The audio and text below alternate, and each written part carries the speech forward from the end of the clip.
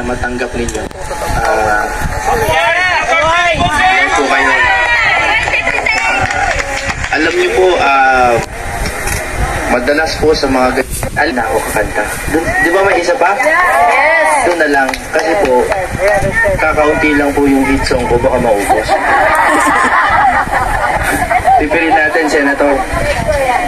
Pero bukod doon, ayoko po kasing pasagin yung katahimikan nitong pagdarasan natin. Napakaganda eh. Kanina po, nakita nyo, no, nakuha pa nung live ko, bumagsak sandali yung watawat natin. Nakita nyo lahat eh, di ba? Pero bumangon naman ulit. Ako po ay nandito kasi pwede naman doon na lang ako. Sabi nila pwedeng mamaya doon na lang daw.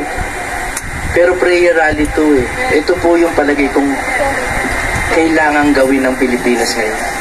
Kasi po nasubukan na natin ang magsisigaw, ang mag-iiyak. Kulang na lang, magsimagsikan tayong lahat. Tama, no? Pero huwag natin gawin yan. Ano pwede? Wala. Relax ka lang. May senator tayong kasama, baka madamay. Hindi po eh. Kasi po sa totoo po, Romans 12:9. Romans 12:9. Vengeance is mine, says the Lord. Amen. Kaya po, hindi, yung paghihiganti po, hindi po talaga kailangan. Pero kung tutusin po dahil tayo ay tao lamang, ang dami kong gustong kutusan. Ang dami kong gustong gantihan. Ang dami po, ang dami. Sabihin ko lang po ngayon ng salitang ganti, may naiisip ka na ngayon, taga-kongreso. May naiisip ka, sa Senado. May naiisip kayo, tama po ba? Kahit artista, may naiisip kayo, gusto niyong kutusin. Tama. Romans 12:9. Vengeance is mine, says the Lord. Yun po ang dasal na gusto kong iiwan sa inyo. Kaya po kung minsan yung kanta, 90% of the time okay yun, yung aliwan. This is not the time for that. Mamaya po kakantahan ko kayo. Tama, no? Yes, thank you. Sa halagang 20 euro. Hindi, teka lang. Hindi ko mapigil magpatawa kasi gusto ko maging maligaya kayo naririto kami. So I pray with you, my brothers and sisters from the Philippines. I pray na tayo po ay marinig. Kahapon po, meron akong problemang dumating sa buhay ko. Kahapon. Nagdasal po ako. True story po ito. Kasama kaming dalawang mag-asawa. Sabi ko, Lord, hindi ko lang masabi sa inyo yung problema. Sabi ko, Lord, marami po akong kayang lagpasan mag-isa. Pero pwede ba itong problema nito, bago po kami matulog mag-asawa, wala na po sana sa aming pasanin. Kasi po nandito kami, ayoko mag-isip ng iba kundi si Tatay Digong at ang aming mga kababayan sa Netherlands.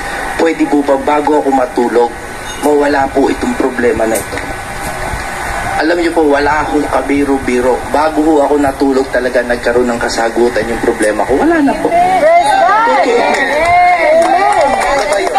Ang problema po sa ating kuminsan mga tao, ang tingin natin sa Panginoon malayo. Pero ask and you shall receive. Kaya po ngayon, naniniwala ako na kung lahat po tayo manalangin, na palayain si Tatay Digong. Hindi po natin kailangan isipin sana po sa September palayain. Bakit po? Bakit po hindi ngayon?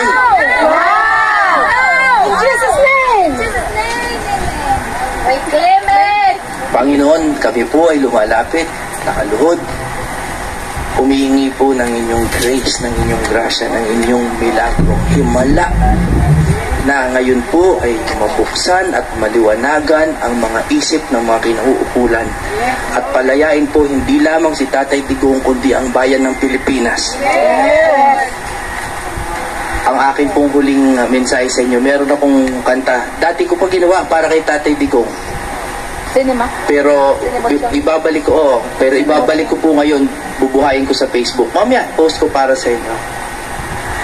Ang letra po, ang sabi doon, we are not angry, we're not helpless, we are free. Yun po yung lyrics nun. Ang unang lyrics niya, tungkol to sa mga banyaga. you have to learn to let us go. Let us go. The islands of the Philippines are finally free, you know. You may not believe it from the things they make you see. But we're not angry, we're not helpless, we are free. Ulitin ko. You've got to learn. Sana marinig tayo. Nakikinig ba kayo? You've got to learn to let us go. Let us go. The islands of the Philippines are finally free, you know. Finally free, you know. But you may not believe it from the things they make you see. But we're not angry. We're not helpless. We are free. Amen. Amen. Maraming salamat po. Mamaya magkantahan tayo dun sa kabila. Pagdasal po natin ang isa't isa. Pagdasal natin ang bayan ng Pilipinas. But for now, yung hinihingi natin milagro na mamaya may kasagutan. Mamaya may kasagutan. Naniniwala kayo? Mamaya may kasagutan. Lord, set us free. Vengeance is mine, says the Lord. Mabuhay po kayo.